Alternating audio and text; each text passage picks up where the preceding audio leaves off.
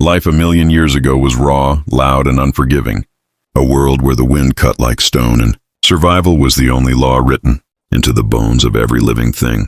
The sun rose over an endless plain of tall grass and blackened volcanic rock, where mammoths thundered in the distance and saber-toothed. Shadows slipped between trees. In this ancient land lived a young prehistoric girl, barely past childhood, her hair tangled by dust and time, her eyes sharp with the wisdom of someone who had already seen too much loss. Her tribe had been taken by sickness and beasts, leaving her alone with nothing but a stone blade, a fire stick, and a heart that still remembered kindness. One morning, while tracking small game near a dried riverbed, she heard a cry that did not belong to any predator she knew. It was deep, broken, and filled with pain. Following the sound, she discovered a massive prehistoric camel trapped in a pit of mud and sharpened stakes, an old hunting trap set by rival humans.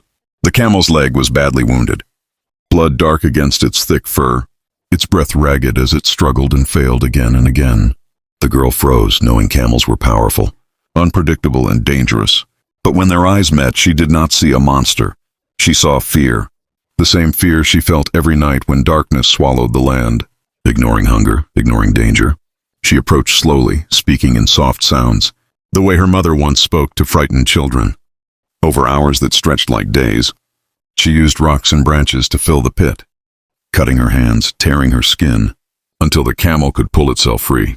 She cleaned the wound with water carried in her mouth, packed it with crushed herbs she had learned to use, and guarded the animal through the night as predators circled. Beyond the firelight, by dawn the camel stood, weak but alive, and instead of fleeing, it bowed its great head toward her, breathing warm air over her face. From that moment, an unspoken bond was forged. The camel followed her across the plains, sharing warmth during cold nights and helping her reach distant food and water. But nature never forgets, and while kindness had saved a life, the land itself was watching, waiting to balance the scales. As days passed, storms grew violent. Animals vanished, and the earth trembled with mourning. Somewhere beyond the horizon, a force older than mercy was rising, preparing to remind all living beings that every action, even one of compassion, carries consequences. And as the girl and the camel journeyed deeper into the wild, they unknowingly walked toward a reckoning that would test whether kindness could survive in a world built on revenge. If this story already pulls you into the ancient world, remember to subscribe to the channel, because what comes next will change everything. The revenge of nature came without anger, without sound. As the earth itself decided it was time to reclaim what had been altered, dark clouds rolled across the sky for days, choking the sun, until the plains turned into rivers of mud and stone. The girl sensed danger in the silence of birds and the absence of distant calls.